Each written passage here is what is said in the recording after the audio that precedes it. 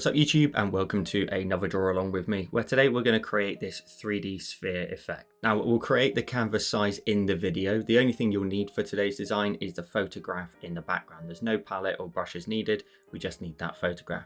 You can use any photograph you like. I recommend something with a bit of background but also a floor surface underneath, and that can give you that nice floating effect.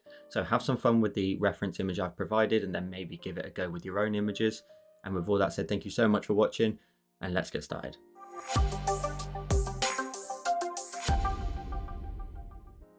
So let's go ahead and create a new canvas. So we're going to go up to our plus icon and we're going to go ahead and create a new canvas, and we want the width to be set to 2000 and we want the height to be set to 3000. That just matches the ratio of the photo that we're going to use. And then we're just going to go ahead and hit create. Now, once you've got your canvas, the first thing we're going to want to do is add in the image. So we're going to go ahead and go up to our three dots. We're going to use the option of import, and we're going to select the photo from our photos or wherever you saved the image to. Once you've found the photo that you need, you're going to want to go ahead and tap on it. And then you're going to want to select the option here to import it as a layer. And then we'll add it onto the screen. And as you can see, it matches up perfectly. Then all we want to do is hit the tick. And now we can get started on adding in our orb. So we're going to go ahead and go to our layers. We're going to create a new layer. We're going to go to our brush. We're going to go ahead and change to the options of fill. And we're going to use the option of solid fill. And it doesn't matter what your color is, but we're then going to go ahead and go to our create options. We're going to use the shape and the circle option. And we're going to tap and drag in the middle of the screen until we create an orb roughly around about this sort of size. And then we just want to go ahead and move that up a little bit to this sort of point here. So as best you can in the center, and then tap when you're done. And you can make this a little bit bigger if need to be, or smaller, totally up to you. I'm going to go up to about this sort of size and tap on my circle when I'm done. Now, before we carry on, we'll add a shadow underneath. So we'll tap on this layer and we'll duplicate it. We'll go to the bottom circle out of the two, and we're going to go ahead and go to our create options. We're going to go to edit. We're going to go to basic transformation, and then while we're here, we're going to go ahead and change the basic actually to distort, and we'll grab the top node here and drag it down, and then we can drag it underneath our circle. We can make it a little bit narrower, and we can make it a little bit flatter again, and we can position that underneath our orb, and roughly this sort of size will do the trick. This will just give it that floating look, and then we can tap on the tick when we're done. We can then go back up to our create options and go to the option of edit. We can go to the option of filters. We can go to structure and blur, and we can blur this out. And if we go up to something around about sort of 90%, we'll get rid of a lot of that shape and just leave us with a nice blurry sphere. And if we tap on the tick, we then want to go ahead and change this layer. We'll tap on it and change the blend mode from normal, and we'll change it to soft light, and that will just sort of make it interact with the ground around it a little bit more. So that's your shadow done. The next thing is to start working on the orb. So we go to the layer for our photograph, we tap on it and duplicate it. Then drag one of the photographs above the circle. Tap on the photograph and clip it to the circle. Then what we want to go ahead and do is go up to our create options.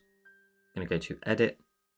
We'll go to basic transformation, and we're going to go ahead and use the flip horizontal first of all, so this icon here, and then we'll just rotate it round until it's upside down, till you get to this point here. So flip it and then rotate it round until it's upside down.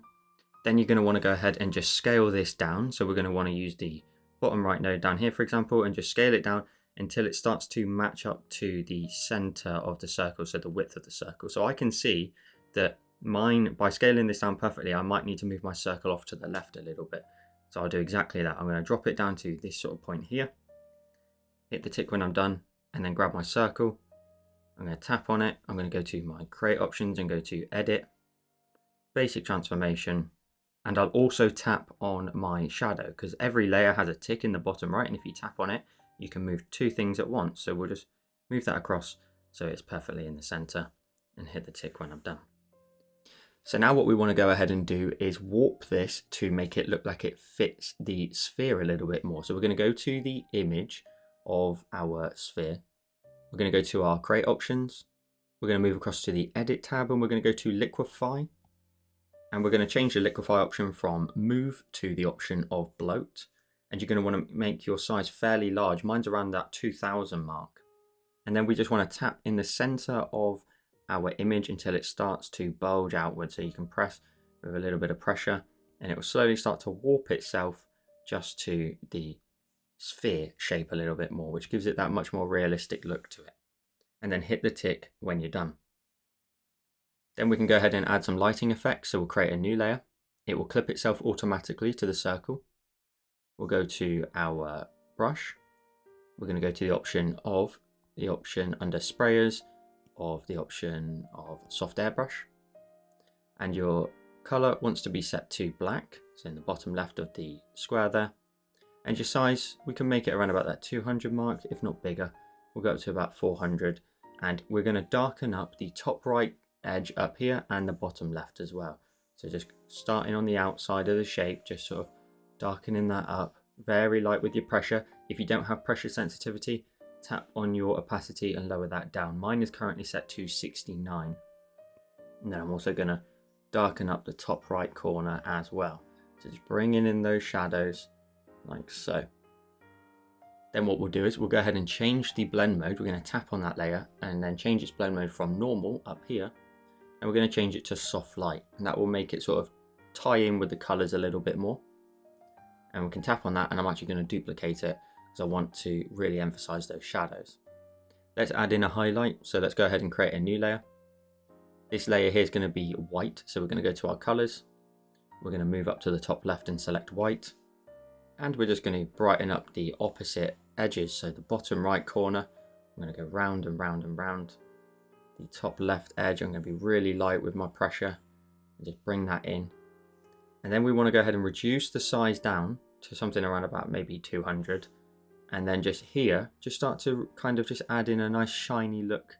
Maybe even a dot over here. Just give it that spherical look and like it's reflecting the lighting around it. You could even reduce your brush size down to a 129 and maybe just add in a little one down here in the bottom right too. Now what we're going to do is we're going to go to our blend mode for this layer, change it from normal and change it to overlay. That will tie it in again with the colors of the actual sphere. And then we're going to go to that layer again, tap on it and duplicate it. And that should give you that really nice look and it will bring in some of the colors obviously of the graphic. And then the final thing to do is go down to your base layer, so your image in the background. We'll go up to our create options and go to edit. We'll go to the option of filters. We'll go to structure and blur and we'll blur that out. So you can blur it as much or as little as you like.